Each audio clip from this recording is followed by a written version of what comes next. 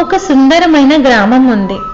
ఆ గ్రామంలో ఒక చిన్న ఆవు మంగలతో పాటు తన స్నేహితులు గౌరీ అనే గేద, రమ అనే మేక మరియు చిన్ని అనే కోడి ఉంది. ఆ నలుగురు స్నేహితులు ఎప్పుడూ సంతోషంగా జీవిస్తుండేవి. కానీ మంగళకి ఒక సమస్య ఉంది.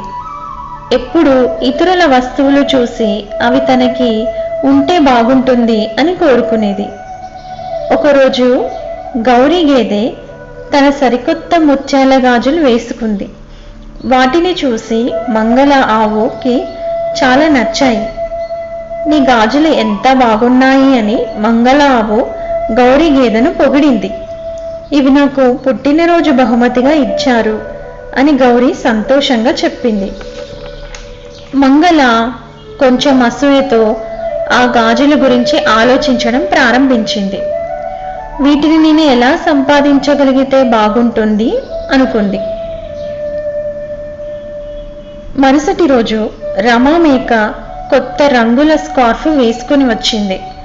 అది కూడా మంగళకి చాలా నచ్చింది. ఈ స్కార్ఫ్ నాకు దొరికితే బాగుండును అని మంగళ తలుచుకుంది. కానీ తనకి అవి ఏమీ అవసరం లేకపోయినా ఇతరుల దగ్గర ఉన్న వాటిని మాత్రమే కావాలని ఆశపడేది. ఒకరోజు గ్రామంలో పండగ జరిగింది. అందరూ సంతోషంగా ఆనందంగా గడుపుతూ సంబరాలు చేసుకుంటున్నారు.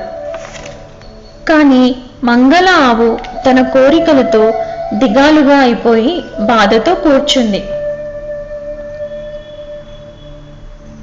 అప్పుడు చిన్ని కోడి మంగళ ఆవు దగ్గరికి తన స్నేహితులందరితో వచ్చి మంగళ ఆవుతో ఇలా అనింది. మంగళ, మనకి ఉన్నదానితో సంతోషంగా ఉండడం నేర్చుకోవాలి. ఇతరుల వస్తువులు కావాలి అని కోరుకోవడం తప్పు. దేవుడు మనకి అవసరమైన వాటిని ఇప్పటికే ఇచ్చాడు అని చిన్ని కోడి ఉపదేశించింది. అప్పుడు ఆలోచించి చిన్ని మాటలు నిజమని అర్థం చేసుకుంది. నిజమే చిన్ని, ఇకపై నేను ఉన్న వాటితో సంతోషంగా ఉంటాను అని చెప్పింది.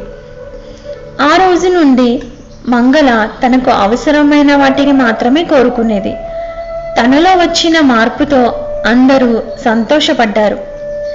మంగళ తన స్నేహితులతో కలిసి ఆనందంగా జీవించింది. ఇందులోని నీతి, మితిమీరిన కోరికలు మన సంతోషాన్ని హరిస్తాయి. మనకు ఉన్న దానితో సంతోషంగా ఉండడం నిజమైన ఆనందం.